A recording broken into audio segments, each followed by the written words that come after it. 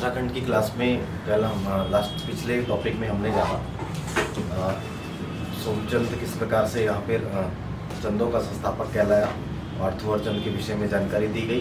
इसके अलावा इसके बाद के जो शासक थे जैसे आत्मचंद आया जिसने 20 वर्ष तक शासन किया। इसके बाद पूर्णचंद और फिर इंद्रचंद का शासनकाल प्रारंभ हुआ। ठीक है।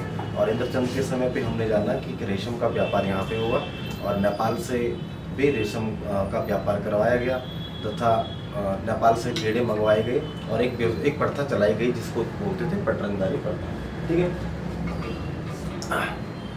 अब इसके बाद यहाँ पे हमें एक राजा आया जिसका नाम था वीणाचंद। वीणाचंद एक विलासी प्रकृति का राजा था, अपने जैसे कि पिछले टॉपिक में जाना। और इस समय खसों ने इस क्षेत्र पे अपना अधिकार कर दिया था।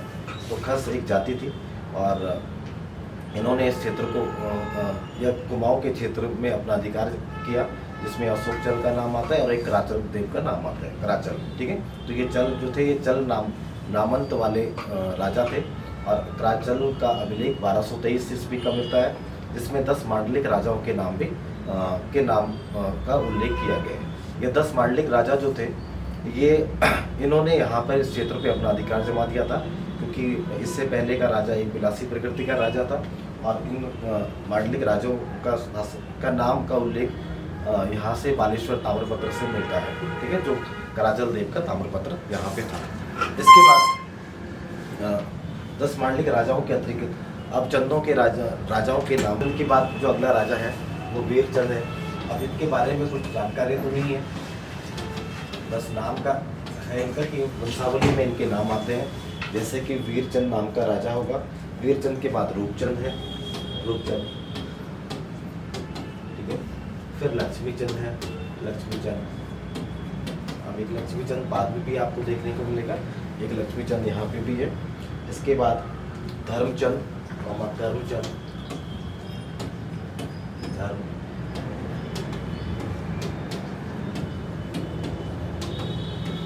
और धर्मचंद हो गया। कल्याणचंद, निर्भय,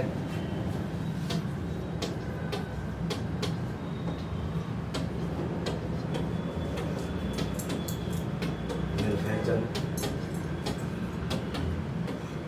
ठीक है।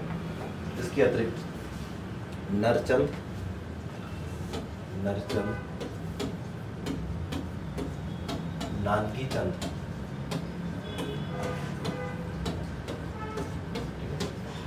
नेक्स्ट नानकी चंद के बाद रामचंद,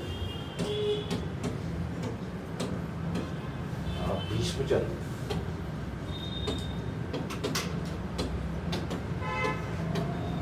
तथा मेघचंद, मेघ।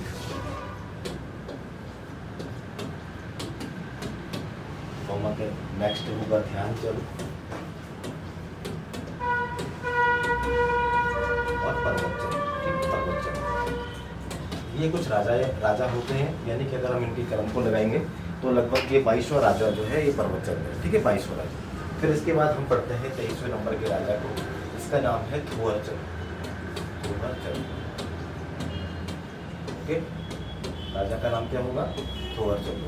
तो ये 23वां राजा है। इसके विषय में कहा जाता है कि ये चंदों का वास्तविक संस्थापक था, चंद वंश का वास्तविक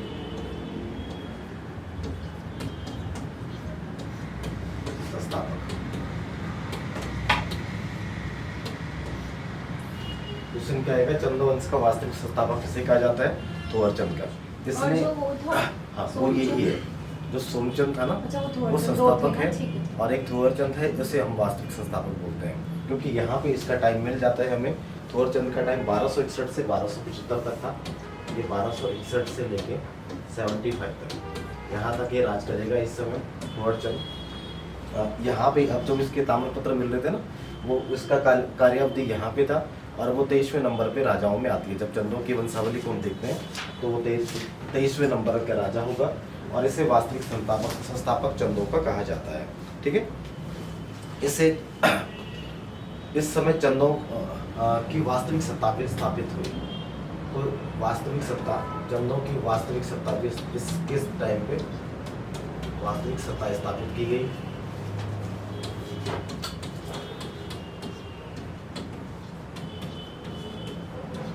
स्थापित की गई। इसके समय यानी कि थोरचंद ने वास्तविक सत्ता को यहाँ पे स्थापित कर दिया और कुछ महत्वपूर्ण मतलब चंद वंश को बढ़ाने के लिए कुछ महत्वपूर्ण काम भी किए। ठीक, महत्वपूर्ण कार्य किए।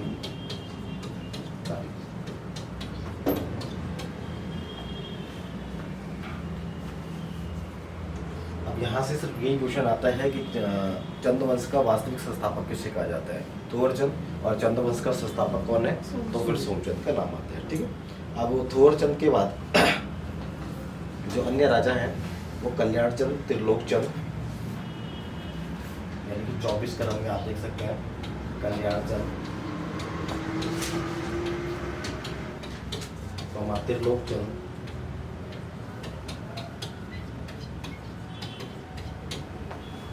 इसके बाद डमरूचंद, डमरू, नेक्स्ट राजा का नाम है और फिर हम देखते हैं कि राजा का नाम आएगा अभयचंद। ठीक है, अभयचंद। अगला राजा कौन सा हो जाएगा? अभयचंद हो जाएगा। ठीक है, धर्मचंद के बाद कौन आएगा? अभयचंद। यानी कि अगर इसको क्रम को देखेंगे तो 24, 25, 26, 27 और 28 है। तो ये अभयचंद नाम का राजा है। इसके हमें सबसे पहले ये पहला शासक था जिसकी जानकारी हमें ताम्रपत्र से मिली। इस पहला शासक है जिसके विषय में प्रमाणिक जानकारी मिलती है। प्रामाणिक जानकारी उपलब्ध है।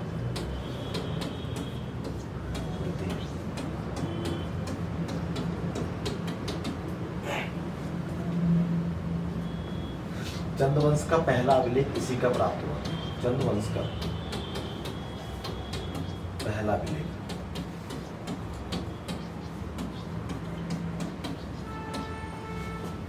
किसी का मिला, किसी का प्राप्त हुआ?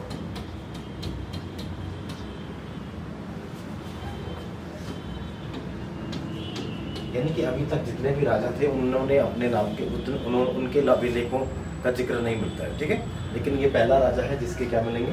अभिलेख मिलेंगे। और इसके अभिलेख मिलने की तिथि जो है वो 1317 ईस्वी। 1317 ईस्वी में इसका अभिलेख मिला और ढूंढा किसने? तो डॉक्टर राम सिंह ने ढूंढा। डॉक्टर राम सिंह,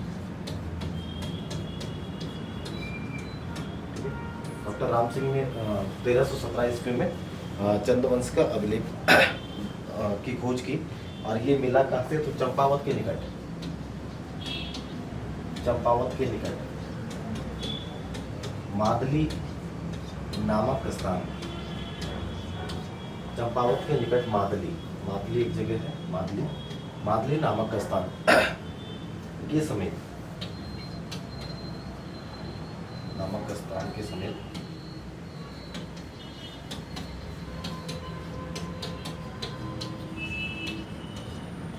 माणेश्वर नौला, एक नौला है माणेश्वर नौला, माणेश्वर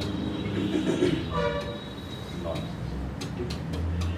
नौला से मिला या प्राप्त हुआ।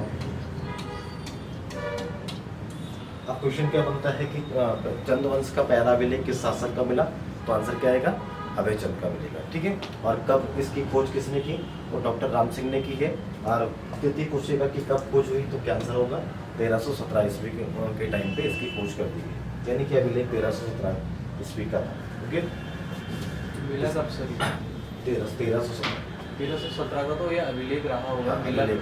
मिला तो ये अभी इसका तिथि तो नहीं है मुझे पता, पर 1317 का अभिलेख है और डॉक्टर राम सिंह ने इसकी खोज की है। इस अब राम सिंह के अनुसार क्या बताया गया? सर ये नौली का नाम क्या है? माणेश्वर नौला। राम सिंह ने बताया कि ये अभिलेख जो था अब अभयचंद ने अपने पुत्र प्राप्ति के उपलक्ष्य में खुदवाया था। ठीक है, राम सिंह के अनुसार यह अभिलेख खुदवाया। ठीक है, ये अभिलेख क्यों खुदवाया गया? क्योंकि इसको पुत्र की प्राप्ति हुई थी, इसलिए इस अभिलेख को खुदवाया जाता है, ऐसा डॉक्टर राम सिंह ने बताया। ओके, अब इसके बाद एक अगला राजा है जो महत्वपूर्ण राजा इसका होगा। अब ये अभी तक के प्रारंभिक राजाओं में सबसे महत्वपूर्ण राजा है। ठीक है, प्रारंभिक राजाओं में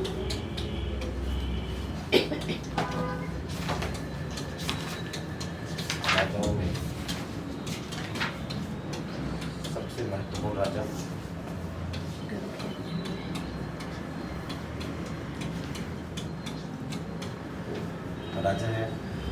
क्यों ये महत्वपूर्ण है? क्योंकि इसकी मुलाकात दिल्ली के सुल्तान से हुई है, ठीक है, दिल्ली के, हाँ, तो ये दिल्ली सल्तनत के सुल्तान है।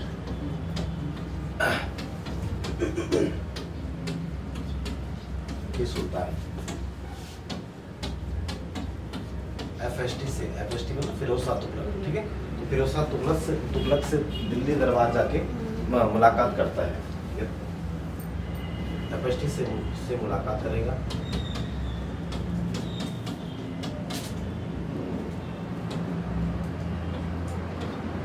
मुलाकात करता है।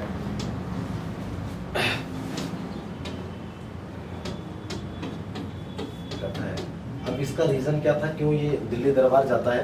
क्योंकि इस समय तराई भाबर का जो क्षेत्र था, उस वहाँ पे रोहिल्ला एक जाति है, रोहिल्ला, उन्होंने अपना अधिकार कर दिया था, ठीक है, रोहिल्लाओं का अधिकार था तराई भाबर के क्षेत्र में।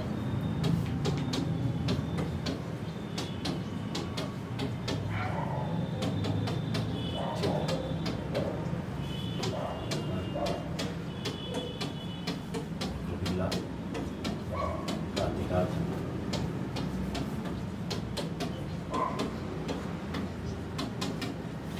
तो इसके लिए ये दिल्ली दरबार में जाएगा और FST से मदद मांगेगा, ठीक है, तो FST इसकी मदद करेगा और इसको तराई भाबर की जागीर सौंप देगा, यहाँ की जागीर इसको सौंप देगा।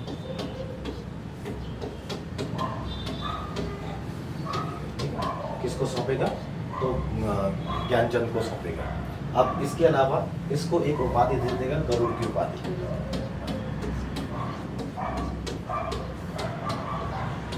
तो अब क्वेश्चन क्या बनता है कि ज्ञानचंद को गरुड़ की उपाधि किसने दी थी? तो आंसर क्या आएगा? फिरोज शाह तुगलक, ठीक है। तो अब यहाँ से एक और क्वेश्चन, क्योंकि ये दिल्ली दरबार पहुँच गया, तो क्वेश्चन क्या बनता है कि ऐसा चंद्रवंश का ऐसा पहला शासक कौन है जो दिल्ली दरबार गया था? तो फिर आंसर क्या आएगा? हाँ, ज्ञानचंद, ठीक है। तो ये पहला शासक है जो दिल्ली दरबार में उपस्थित हुआ था।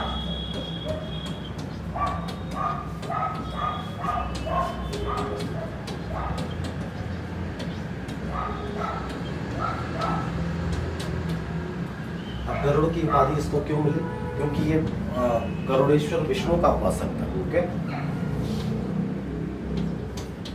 गरुड़ेश्वर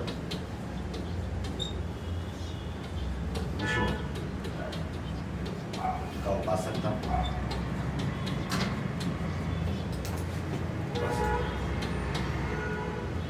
इसलिए इसको क्या दी जाती, क्या दी गई? गरुड़ की उपाधि दे दी गई। अब वो देखिए, वैसे चंदों का राजचिन्ह तो गाय था, ठीक है, चंदों का राज्य चिन्ह या राज चिन्ह गाय था, ओके, गाय था। लेकिन गरुड़ ज्ञानचंद का चिन्ह, राज चिन्ह क्या था? गरुड़ था, ओके। लेकिन गरुड़ ज्ञानचंद का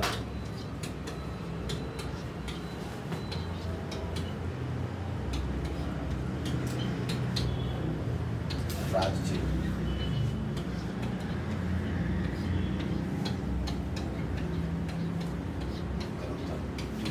देखिए, ये क्वेश्चन भी ऑलरेडी आ चुका है पेपर में कि चंदों का राज चिन्ह क्या था? तो आंसर क्या होगा? गाय होगा, ठीक है। लेकिन गरुड़ ज्ञानचंद का चिन्ह क्या था? गरुड़ था। गरुड़ की उपाधि किसने दी? हाँ, फिरोज शाह तुगलक दी। क्यों दी? क्योंकि ये किसका उपासक था?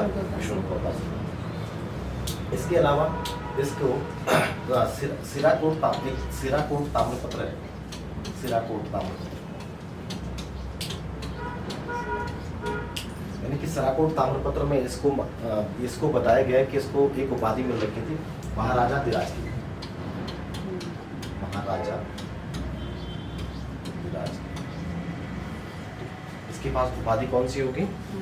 महाराजा धीराज की उपाधि होगी। ऐसा कहाँ बताया गया है? तो सिराकोट ताम्रपत्र में बताया गया है। इससे तथा एक और उपाधि इसको मिल रखी है,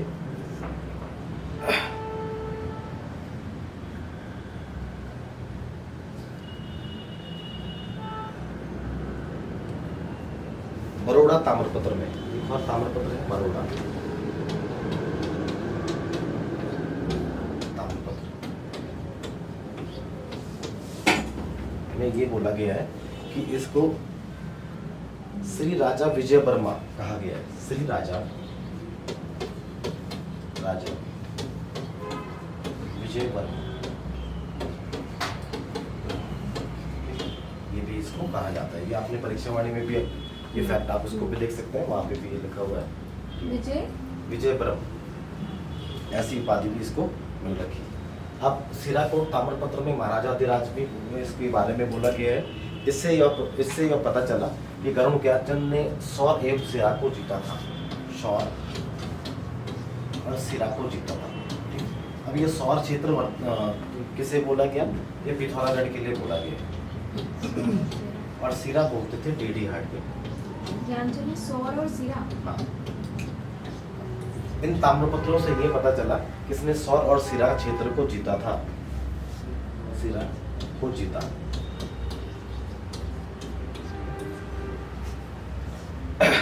और ये इसे जीतने वाला पहला शासक था, पहला शासक।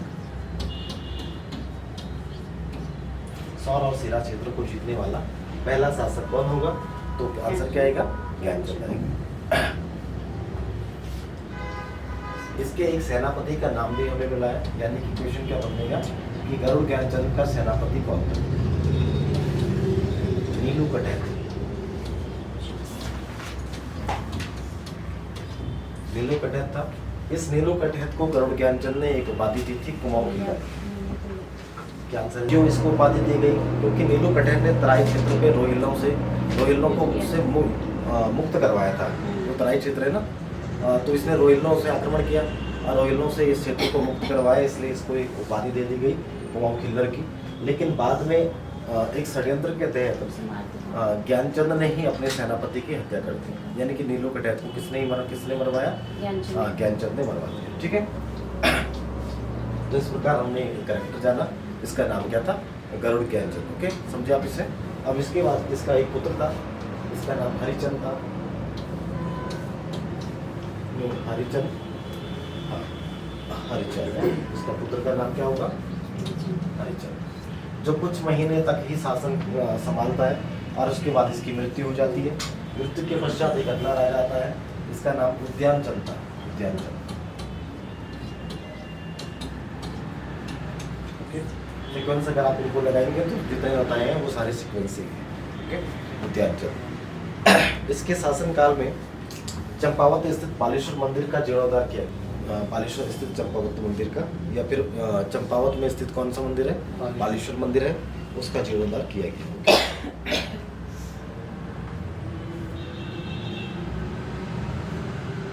एक फैक्ट और सुन लीजिएगा, जो लास्ट पेपर में आया था पटवारी में, वो ज्ञानचंद से रिलेटेड, शायद पटवारी या किसी एग्जाम में आया था जो अभी 2-3 महीने पहले हुए हैं। वो ज्ञानचंद का एक फैक्ट था। ठीक है, गौबासा ताम्रपत्र, जैसे मैंने आपको यहाँ पे सिराकोट ताम्रपत्र बताया या बरोड़ा ताम्रपत्र बताया, एक और ताम्रपत्र था गौबासा। गौबासा ताम्रपत्र, ये ताम्रपत्र भी किसका है, गरुड़ ज्ञानचंद के बारे में जानकारी देगा। क्या जानकारी देगा, गौबासा ताम्रपत्र में उसके द्वारा कुजोली, पिथौरागढ़ गांव, एक गांव है कुजोली, ठीक है,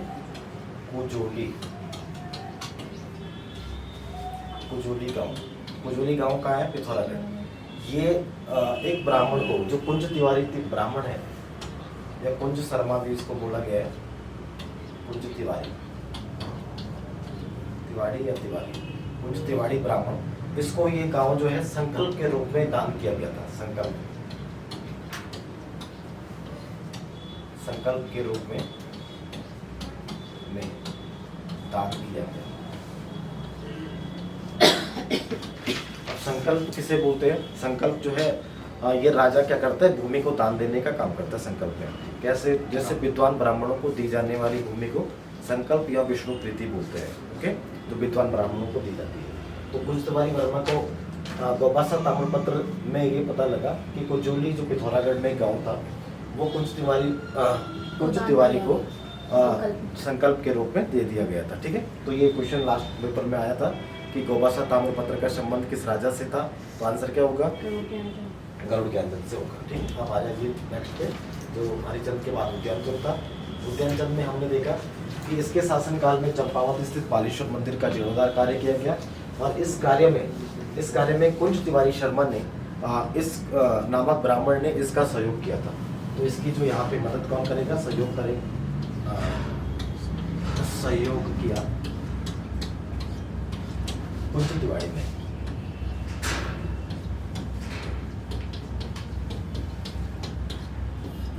इसके द्वारा कुंज तिवारी ब्राह्मण द्वारा सहयोग किया ब्राह्मण का जब इस मंदिर का जीर्णोद्धार होता है। ओके, यहाँ तक समझे आप। तो ये था उद्योगचंद के बारे में। अब उद्योगचंद के बाद आत्मचंद आएगा, हरिचंद आएगा। ये 32-33 नंबर के राजा है यहाँ पे आत्मचंद। फिर इसके आत्मचंद के बाद अगला राजा हरिचंद है। हरिचंद सेकंड इसको बोलेंगे। जो नाम दो आ रहे हैं तो इसका मतलब वो सेकंड थर्ड हो जाता है। हरिचंद, ओके। हरिचंद के बाद अब एक विक्रमचंद राजा आता है। इस विक्रमचंद का भतीजा है, ठीक है, जिसका नाम है भारतीचंद।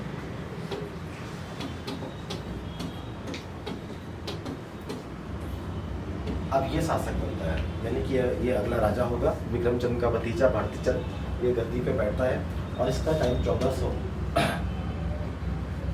इस भारतीचंद का जो टाइम है ये 1437 से लेके 77 तक है। ओके, 77। अभी अलग अलग किताबों में अलग अलग इसके समय है।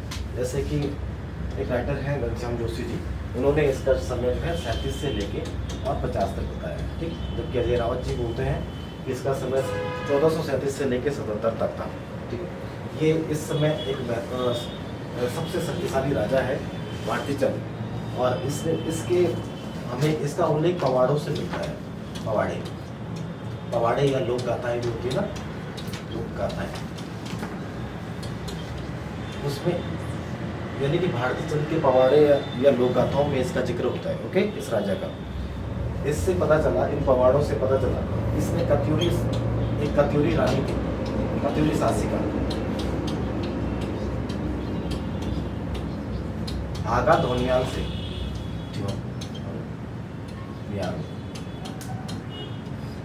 द्वंद्व युद्ध किया था। द्वंद्व युद्ध किया,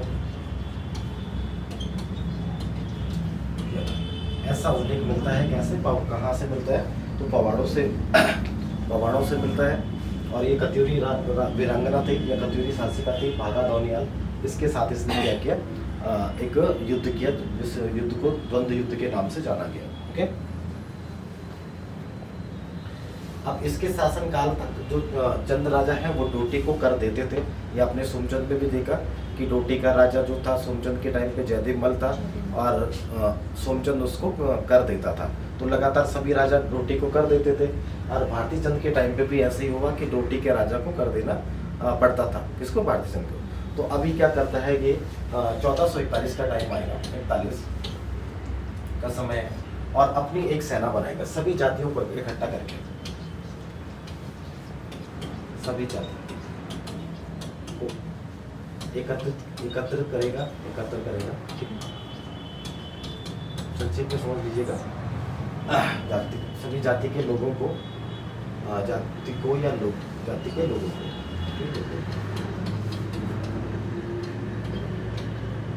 को एकत्र करेगा, और एक सेना बनाएगा, कटक सेना। सेना का नाम क्या होगा, कटक सेना बनेगा। तो एक क्वेश्चन फिर बनता है कि कटक एक सैन्य कर है, मतलब कटक क्या है, कटक कर किससे लिया जाता है, किसके लिए लिया जाता है, सेना के लिए लिया जाता है। तो एक कटक सेना का निर्माण कौन करेगा, भारतीचंद करेगा, और ये सब इसमें सभी जाति के लोग होंगे। ओके, तो फिर अब डोटी पर आक्रमण करेगा। ओके, अपने इस सेना को बना के किस पे आक्रमण करने वाले हैं, डोटी पे आक्रमण करेगा। और लगभग 12 वर्षों के संघर्ष के बाद, 12 वर्षों के लंबे के संघर्ष के बाद लगभग जिसका समय बताया गया है 1451-52। ठीक है, आप 41-52 ये टाइम 40 से 41 है डोटी पर। ठीक है, यहाँ से युद्ध शुरू होता है 14 से 40 से 41 से, और 1451-52 तक ये युद्ध चलेगा, और इसके बाद ये डोटी पर विजय प्राप्त कर लेता है। ठीक है, डोटी पर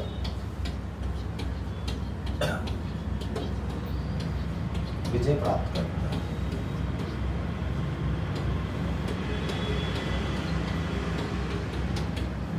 अब देखो एक क्वेश्चन बनता है कि डोटी को जीतने वाला या डोटी पर अपना अधिकार पूर्ण रूप से अपना अधिकार करने वाला पहला चंद शासक कौन सा है? तो आंसर क्या आ जाएगा? भारती चंद आ जाएगा। इस समय भारती चंद ने देखो एक सेना बना दी। सेना का नाम क्या है? कटक सेना है, और 12 वर्षों के संघर्ष के बाद डोटी के ऊपर विजय प्राप्त की, और डोटी को जीतने वाला ये पहला समय। डोटी मतलब नेपाल के क्षेत्रों को। सर ये जो कटक कर आप बताते हैं, कटक कर तो अभी आगे आएगा जब हम कर बताएंगे चंदों के। कटक कर, कटक क्या है? यहाँ पे कटक सेना है, तो कटक कर किसके लिए दिए होगा? सेना के लिए दिए होगा। ठीक है, तो ये आगे चल के भी हम इसको लिखेंगे, जानेंगे। यहाँ पे भी आप इसको समझ चुके होंगे। अब इसके अन्य काम, ये किस जिस स्थान पर सेना का शिविर लगता था, शिविर, तो जहाँ सेना का शिविर था उसे बारी चौक बोलते थे। सेना का शिविर कहाँ पे लगेगा? बारी चौक में लगेगा, और ये काली नदी के किनारे था।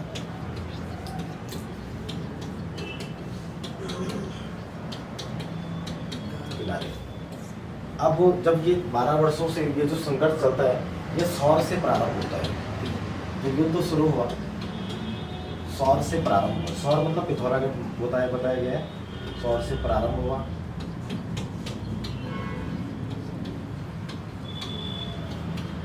कैसे पता चला? इसका प्रमाण हमें एक कटकू नौला से, पिथौरागढ़ में एक कटकू नौला है, प्रमाण कहाँ से मिला?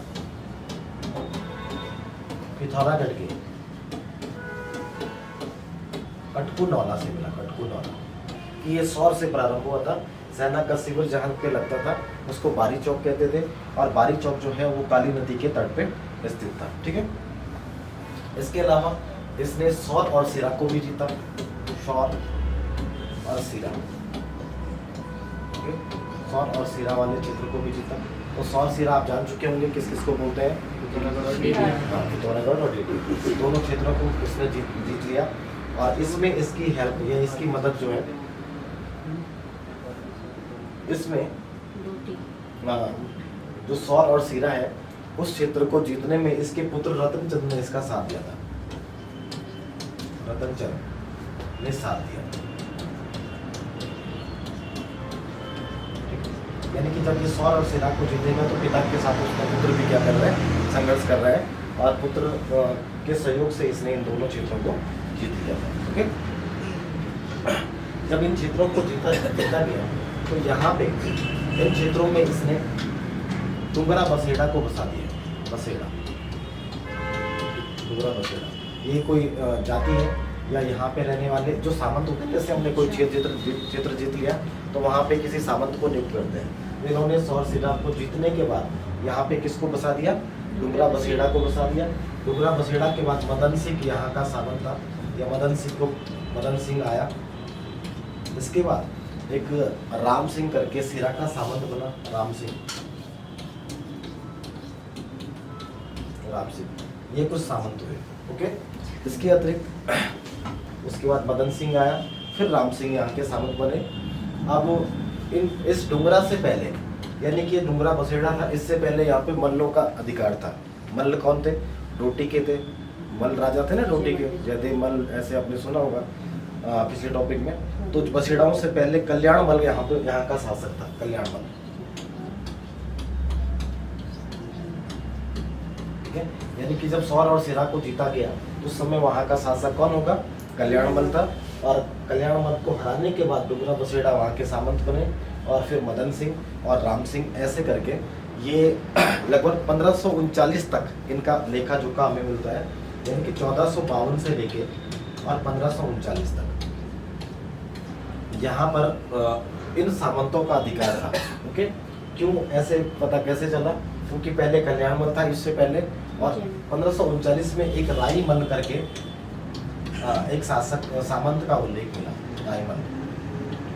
राईमल करके एक सामंत का उल्लेख मिलता है। तो देखो ये मल नाम का, तो इसका मतलब ये चंदों का तो नहीं होगा, ये डोटी ने इस क्षेत्र पे अधिकार कर लिया होगा बाद में। तो 1452 से 1539 के बीच में जो है ये बसेड़ाओं के जो वंशज आएंगे, मदन सिंह, राम सिंह, ऐसे सामंत जो भारती चंद के थे, या भारती चंद के बाद इसका बेटा रतन चंद, कीर्ति चंद, ये शासक करेंगे। तो इनके अधिकार में ये क्षेत्र थे, शौर और सिरा वाले क्षेत्र। ओके, इसके अतिरिक्त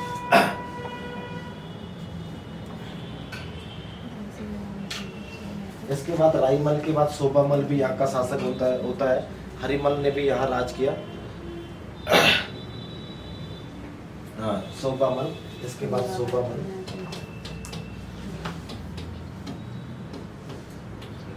और हरिमल, ये यहाँ के शासक बने, शासक इस सौर और सिरा के। आप देखो जब ये सौर और सिरा के शासक बने, तो ये जो सोबामल है ना, इसके बारे में हम आगे भी जानेंगे। इसने क्या किया? हाँ, वेरी गुड। इसने क्या किया कि एक कल्याण चंद, एक शासक आएगा आगे, उसके साथ अपनी पुत्री का विवाह करवा दिया। ठीक है, तो मल्लों के साथ चंदों का वैवाहिक संबंध भी स्थापित हो गया था यहीं से। तो ये कड़ी भी हम आगे इसको जानेंगे। सीधे एक लाइन भी यहाँ पे लिख सकते हैं, सोबामल ने चंदों से वैवाहिक संबंध स्थापित किए थे। सोबामल ने चंदों से वैवाहिक संबंध स्थापित किए।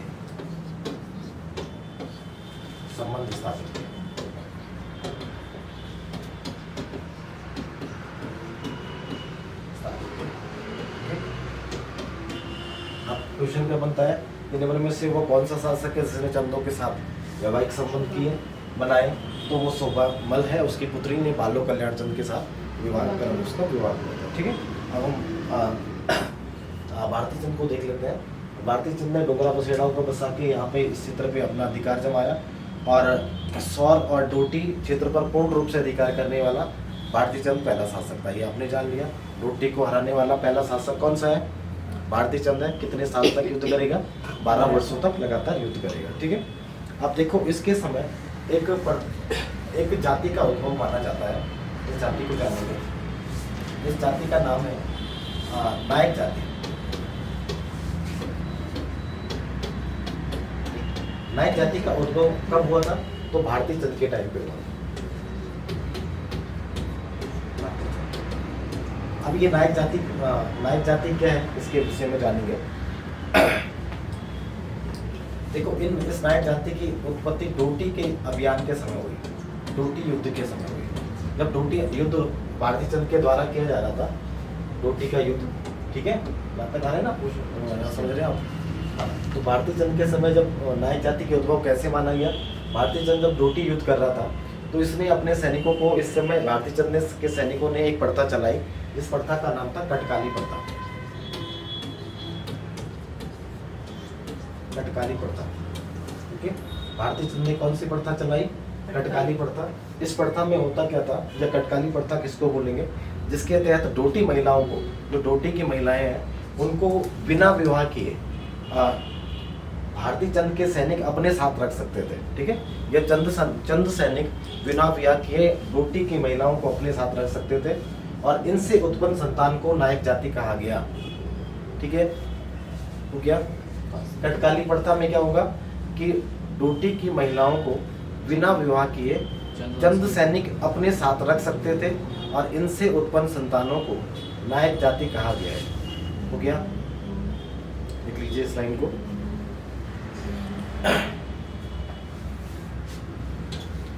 इसके तहत या जिसके तहत, तो यहाँ से नायक जाति का उद्भव हो गया। ओके, समझे आप नायक जाति क्या है और कटकाली प्रथा क्या होगी? इसके तहत डोटी महिलाओं को चंद सैनिक बिना विवाह अपने साथ रख सकते थे, उससे उत्पन्न संतान को नायक जाति कहलाया। तो कटकाली प्रथा किसने चलाई? भारती चंद ने। नायक जाति का उद्भव कब हो गया? भारती चंद की। कटक सेना किसने बनाई? भारती चंद ने। डोटी को पहली बार किसने हराया? पूर्ण रूप से अधिकार किसने किया डोटी पे? भारती चंद ने किया। ओके, अब देखो ये नायक जाति, इसके विषय में बोला जाता है कि 1919 का जो एक ये तो नोट के लिए ये भारतीय संघ में नहीं आता है। 1919 का टाइम तो भारतीय संघ का नहीं है, ठीक है। तो यहाँ हम देखते हैं कि 1919 में जब कुमाऊं परिषद के अधिवेशन हो रहे थे, वहाँ पे भी नायक बालिकाओं के लिए क्या हुए, विद्यालय खुलने प्रारंभ हो गए, ठीक है। या वेश्यावृत्ति रोकने के लिए 1918-19 में 1919 में कुमाऊं परिषद ने नायक जाति आंदोलन चलाया, नायक जाति आंदोलन।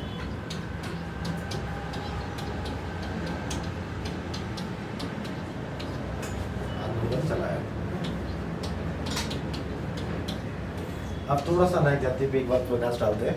देखिए, नायक जाति आपने जाना कि भारतीय चंद के समय पे शुरू हुई और किसे कहते हैं ये भी आपने समझा। तो धीरे धीरे ये लास्ट 1919 तक के दौर में ये ज़्यादा, यानी कि जो 19वीं या 18वीं 19वीं सदी थी, उस समय इसका वर्चस्व ज़्यादा, ये जाति ज़्यादा फैल गई। इसमें होता क्या था कि ये परिवार क्या करता था कि अपनी पुत्रियों से वेश्यावृत्ति का काम करवाते थे और वही इनका आय का साधन होता था, ठीक है। आर्थिक जो आय होती थी वो इसी कार्य से होती थी। तो कुमाऊं परिषद बन रखा था 1916 का, उसने इस पे प्रकाश डाल, मतलब इसको कम करने का काम किया और उन्होंने एक नायक जाति आंदोलन 1919 में चलाया तथा बालिकाओं के लिए वेश्यावृत्ति को रोकने के लिए विद्यालयों की स्थापना की, ठीक है। इसके अलावा एक स्ट्रिप करके NC स्ट्रिप एक कमिश्नर था, 1925 में बनता है, उसने भी एक कमेटी का गठन किया नायक जाति को रोकने के लिए, ओके। और फिर 1929 का 1929 का, ये भी नोट नंबर 2 है, इसको फर्स्ट कर सकते हैं, इसको सेकंड।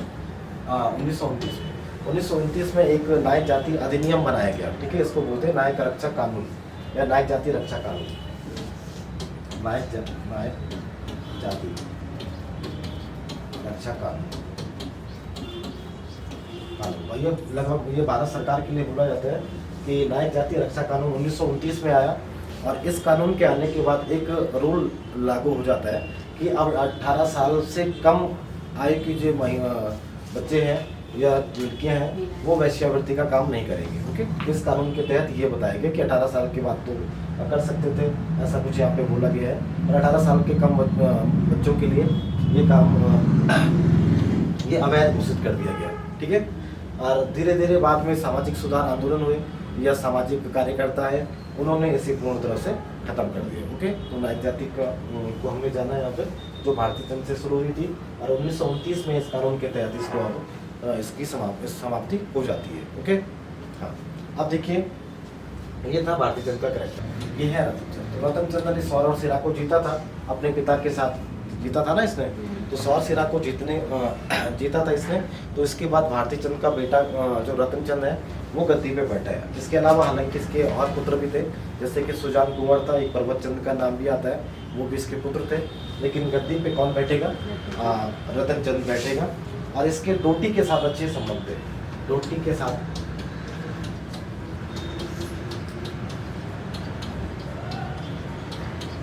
अच्छे संबंध थे, ठीक है। इस समय डोटी का राजा शोभामल था। राजा कौन था डोटी का? शोभामल। और शोभामल का एक सेनापति था जिसका नाम था नागमल।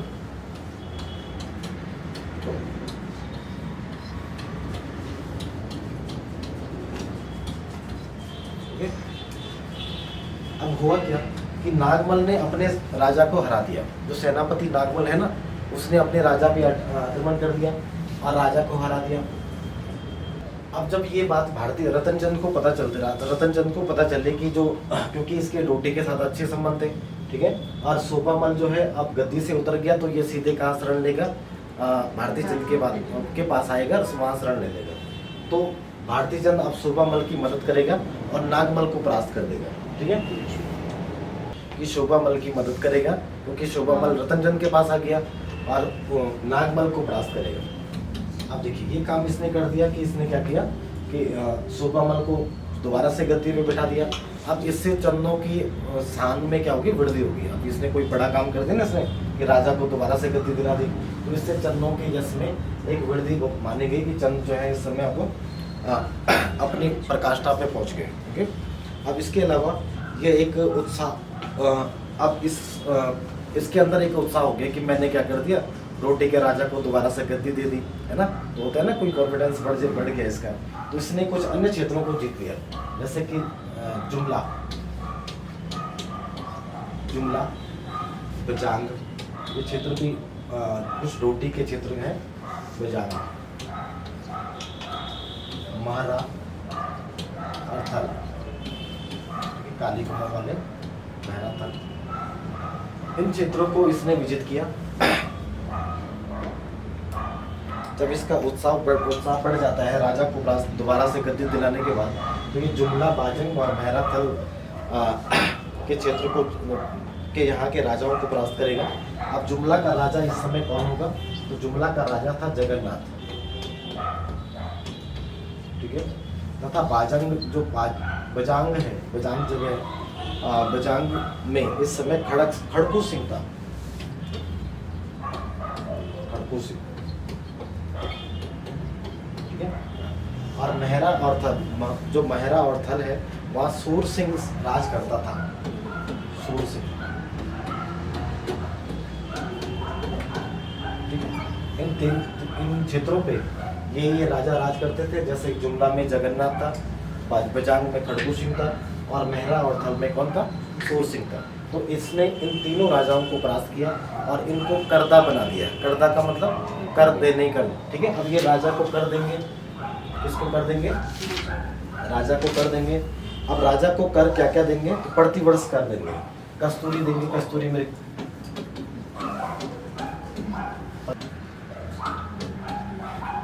कर प्रतिवर्ष दिया जाएगा। अब कर के रूप में कस्तूरी मृग देंगे। इसके अलावा एक धनुष,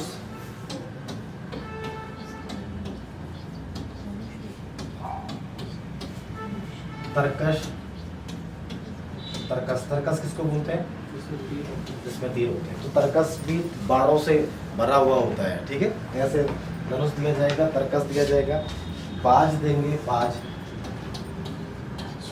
घोड़ा, एक घोड़ा एक बाज भी देगा, ठीक है, प्रतिवर्ष। इसके अलावा ये चीजें मतलब प्रतिवर्ष दिया जाएगा। इसके अलावा इसने सोर के एक राजा को भी हराया। सोर में बमशाह एक था, बमशाही, सौर यानी कि पिथौरागढ़।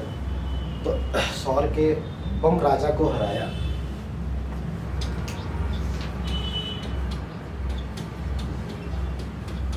राजा को हराया इसने रतनचंद।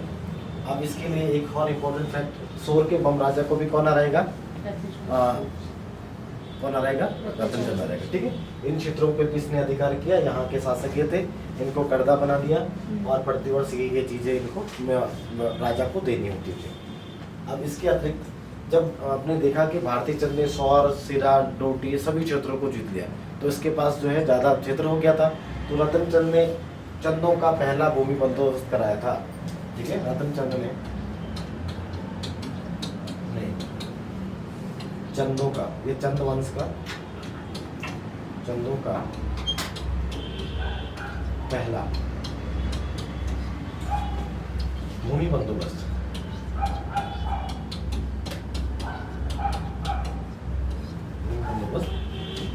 कराया। वेरी इंपॉर्टेंट क्वेश्चन है, या पहले भी कई बार पूछा जा चुका है कि चंदों का महाराजा जिसने पहली बार चंदों का भूमि बंदोबस्त कराया, तो आंसर क्या आ जाएगा? रतनचंद का नाम आ जाएगा, ठीक है। इसके अलावा यह एक धार्मिक राजा भी था, यानी कि धर्म के प्रति इसकी आस्था थी। राजा था, ठीक है। अब धार्मिक राजा होगा तो ये कुछ मंदिरों के लिए भी काम कराएगा। जागेश्वर मंदिर की यात्रा करेगा,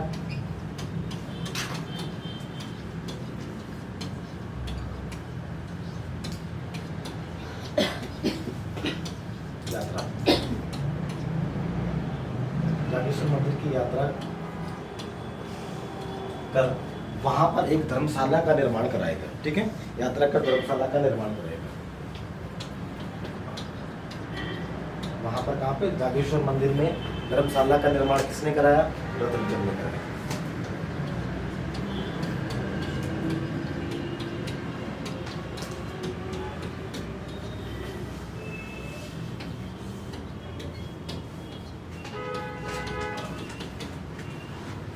किया। बस ये था इसके विषय में, इसके विषय में जानकारी थी। राजा का नाम क्या था? रत्नचंद। ओके, अब थोड़ा इसको रिवाइज कर लेते हैं, ठीक है ना। ये जो राजा है ये तो इनका कर्म था, जैसे होता है ना कि भैया कौन कौन से राजा है, तो ये तो राजा था, लास्ट में वेणाचंद पड़ा था, और उसके बाद ये कुछ राजा थे जो 22 तक पर्वतचंद तक आते थे। इनके बारे में सिर्फ ये तो काउंटिंग ही है, कुछ विशेष यहाँ से फैक्ट नहीं मिलता है, जैसे वंशावली इनकी मिली है, काम इनके यहाँ पे कुछ भी नहीं मिलता है। थोवरचंद ये 23वां राजा था, वास्तविक संस्थापक इसको बोला जाता है, और सत्ता स्थापित इसने एक वास्तविक सत्ता कुमाऊं में स्थापित की थी। कुछ महत्वपूर्ण काम भी इसने किए थे, ठीक है। जानकारियों का अभाव इसका भी है, लेकिन इसको वास्तविक संस्थापक के नाम से जाना जाता है।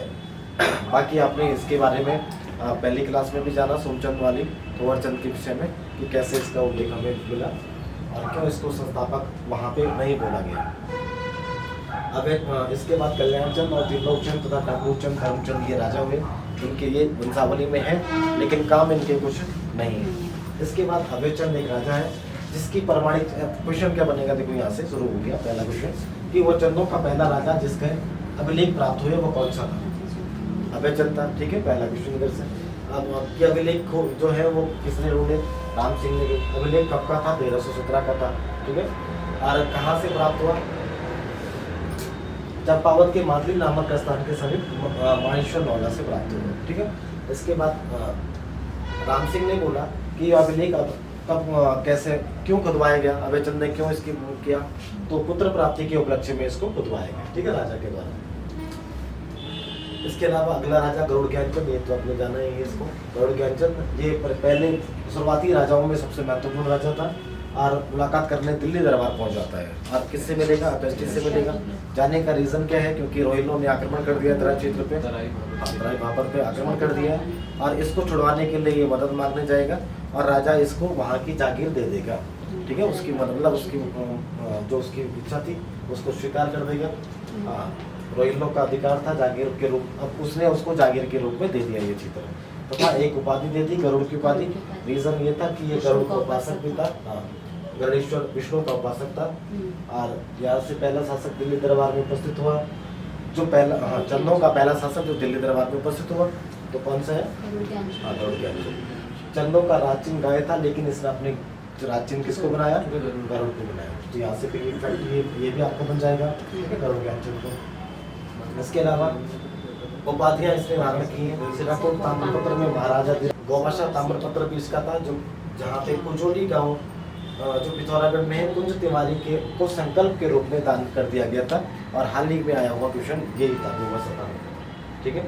इसके अलावा सौर सिरा को इसने जीता, और इसको जीतने वाला संभवतः ये पहला शासक था, ओके, पहला शासक था। सेनापति का नाम नीलोकठेर था, जो इसे कुमाऊं खिल्लर या खिल्लर की उपाधि दे दी गई है इसी के द्वारा, और अंततः एक षड्यंत्र के तहत इसने ही अपने सेनापति की हत्या की थी, और रोहिलों को कुमाऊं क्षेत्र से मुक्त कराने में नीलोकठेर ने महत्वपूर्ण भूमिका निभाई थी, ओके। फिर हरिचंद एक शासक बना, और उसके बाद उज्जैनचंद आया। इसके शासनकाल में चंपावत स्थित बालेश्वर मंदिर का जीर्णोद्धार किया गया, तथा इसका सहयोग, इस मंदिर का जब जीर्णोद्धार हो रहा था तो सहयोग किसने किया? तो कुंज तिवारी ने किया, ठीक है। इसको कुंज शर्मा भी बोला गया है कहीं पे, तो कुंज तिवारी या कुंज शर्मा दोनों एक ही हैं।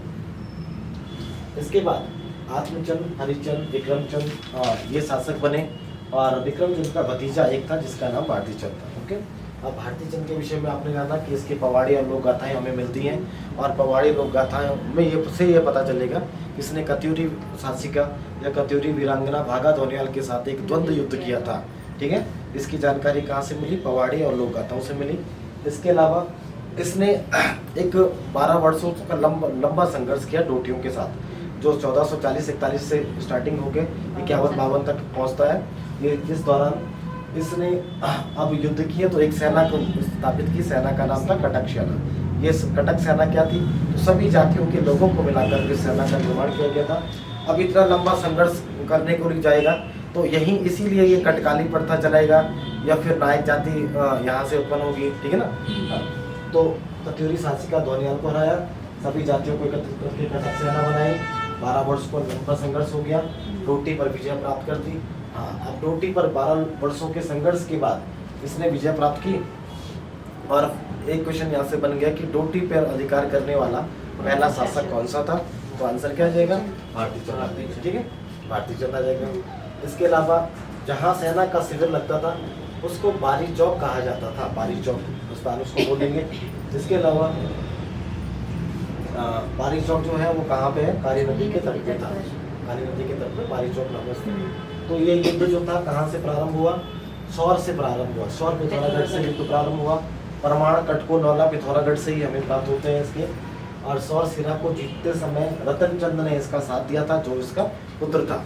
ओके, इसके अलावा जब इस क्षेत्र को जीता तो डुंगरा बसेड़ा को बसाया, मदन सिंह, राम सिंह के अन्य सामंत थे जो इस क्षेत्र में रहेंगे। इसके अतिरिक्त जब डुंगरा बसेड़ा से पहले सौर सिरा का जो शासक था वो कल्याणमल था, यानी कि डोटी के शासक थे, जो मल्ल वंश वहाँ पे चल रहा था, वो शासक था। उसके बाद उसको जीतते हुए ये शासक बने। और इनका जो इसके सामंतों का टाइम था 1452 से 1539 तक हमें मिलता है, क्योंकि 1539 में एक राईमल शासक का उल्लेख मिलता है जो संभवतः डोटी से संबंध था। ठीक है, राईमल के बाद यहाँ का शासक शोभामल आया, हरिमल आया, ये शासक बने इस क्षेत्र के, सिरा के क्षेत्र के। ठीक है, और इस शोभामल ने चंदों से वैवाहिक संबंध स्थापित किए थे। बालो कल्याण चंद से इसने अपनी पुत्री का विवाह किया था, शोभामल। ठीक है, इसके बाद आप एक नायक जाति के बारे में हमने जाना कि नायक जाति का उद्भव किसके समय माना जाता है? भारतीय चंद के बाद। तो नायक जाति डोटी के युद्ध के समय टटकारी प्रथा चलाई गई। इस प्रथा के तहत महिलाओं, जो डोटी महिलाएं हैं, चंद सैनिक बिना विवाह किए अपने साथ रख सकते थे। इससे उत्पन्न संतान को नायक जाति कहलाई। और ये नायक जाति का उन्मूलन कैसे हुआ? उन्मूलन का मतलब होता है जड़ से समाप्त करना। ठीक है, और उन्मूलन का विलोम होता है रोपण, रोकते हैं ना, तो रोपण और उन्मूलन ये दोनों अपोजिट हैं। ये हिंदी का क्वेश्चन भी आता है इसमें कई बार। तो अब इसका उन्मूलन कैसे हुआ? तो एक कुमाऊं परिषद ने इसके लिए काम किया और एक कानून बनाया, नायक जाति पहले नायक जाति आंदोलन चलाया और बालिकाओं के लिए स्कूलों की विद्यालयों की स्थापना की। ये संभवतः बद्रीदत्त पांडे के द्वारा ये प्रयास किए गए थे। ठीक है, अल्मोड़ा के क्षेत्रों में वहाँ इसको बनाया गया था 1919 कुमाऊं परिषद के द्वारा। हालांकि कुमाऊं परिषद 1916 का है और 6 अधिवेशन उसके 17, 18, 19, 20, 23 और 26 में होते हैं। और अभी आपने फॉरेस्ट गार्ड में क्वेश्चन देखा होगा कि कुमाऊं परिषद का विलय कांग्रेस